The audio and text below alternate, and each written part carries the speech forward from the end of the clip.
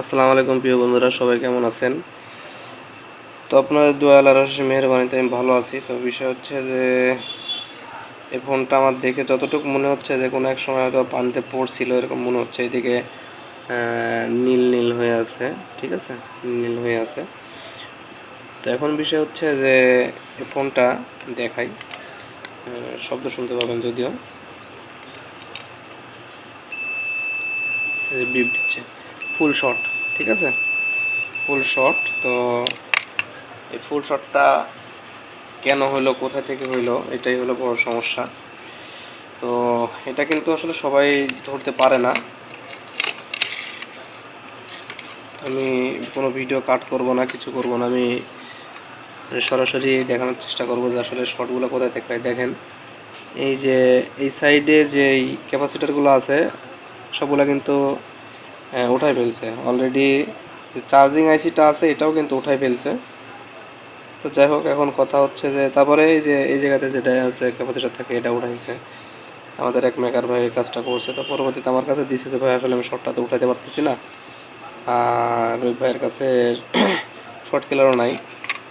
তো আমি এখন দেখবো যে আসলে শর্টটা কোথায় থেকে কী হইতে পারে।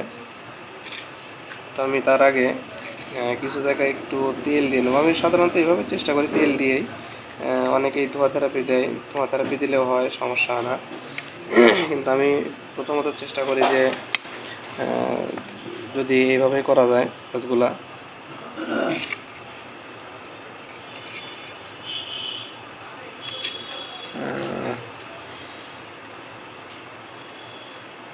যাই হোক, পুরো বোর্ড হয়তো দেখা যাচ্ছে।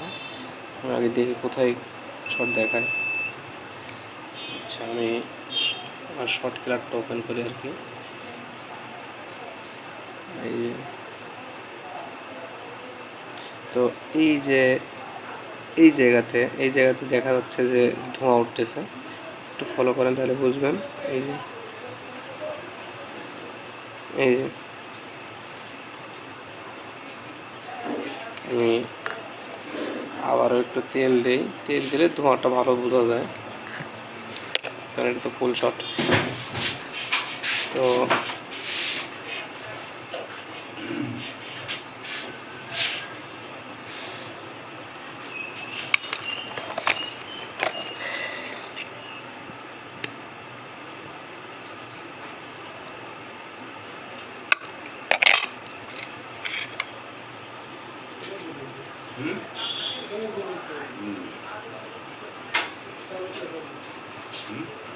তোমার কিন্তু কোনো রকম শট নাই, শট পোল উঠে নিচ্ছে।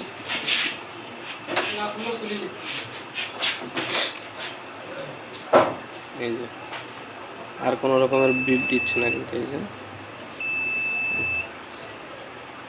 আর কোনো বিপ দিচ্ছে না। তো এখন আমি দেখবো যে কোনটা আসলে ওপেন হয় কিনা। তার আগে আমি যেহেতু তেল দিয়েছিলাম, তেলটা একটু ভালোভাবে মুছে নেব।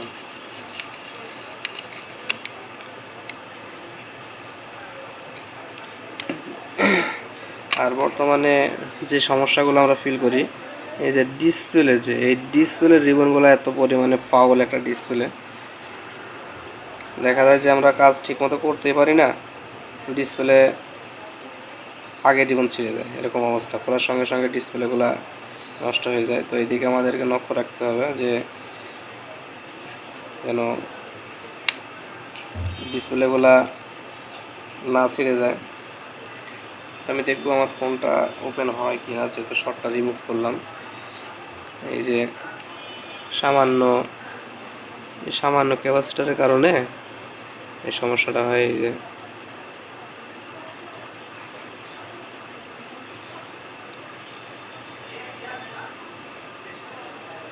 এখানে ক্যাপাসিটার আছে আর কি, এই যে ক্যাপাসিটার।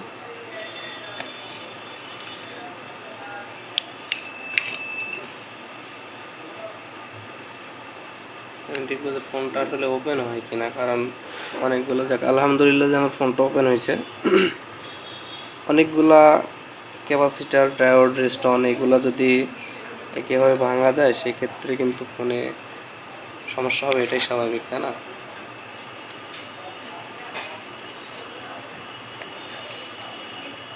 চার্জিং পিনটা লাগাবো। চার্জিং পিন লাগাই আমি দেখতেছি যে ফোনের চার্জিং সিগন্যাল দেখাচ্ছে, কিন্তু এই যে সিগন্যাল দেখাচ্ছে, কিন্তু সিগন্যাল দেখালে তো হবে না, এটা তো চার্জ উঠবে না, এটা আইসিটা লাগাই দেওয়া লাগবে, তাহলে এম্পিয়ার তো থাকবে না।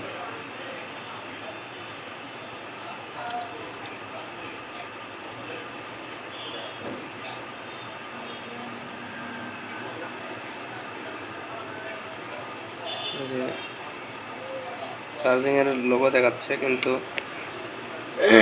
বিষয় হচ্ছে যে এটা তো চার্জ উঠবে না। আর চার্জিং আইসিটা ভাইয়ের কাছে রয়ে গেছে, যদিও কোনো রকম এম্পিয়ার নেই। তো আমি ফোন দিয়ে বলে দিব যদিও যে চার্জিং আইসিটা যেন লাগিয়ে দেয়, তাহলে এম্পিয়ারটা চলে আসবে। চার্জ হচ্ছে ঠিক আছে, কিন্তু কোনো রকমের এম্পিয়ার নেই আমার মিটারে, একেবারে এম্পিয়ার নেই। তো যাই হোক, একটা কাজ দেখানোর চেষ্টা করলাম। সবাই ভালো থাকেন, সুস্থ থাকেন, আর আমার জন্য দোয়া করবেন।